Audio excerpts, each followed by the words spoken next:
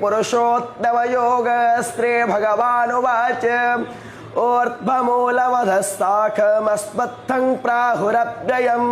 छन्दांसि यस्य पर्णानि यस्तं वेद स वेदवित् अधश्च ऊर्ध्वं प्रसुतास्तस्य शाखा गुणप्रवरधा विषयप्रवालः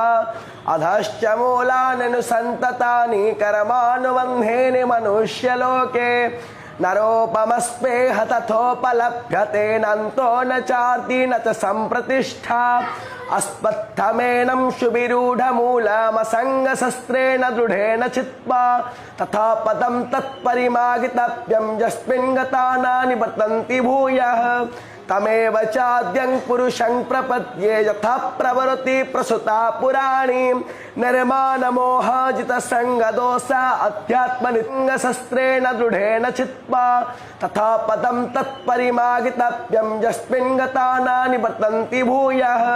तमेव चाद्यं पुरुषं प्रपद्ये यथा प्रवरति प्रसुता पुराणी निर्माणमोहाजितसङ्गदोषा अध्यात्मनित्या विनिवृत्तकामाः द्वन्द्वैर्विमुक्ता सुखदुःखसङ्गै गच्छन्ति मूढा पदमन्वयं तद्भासयते सूर्यो न शशाङ्को न पावकः यद्गत्वा न निवर्तन्ते तद्धामं परमं मम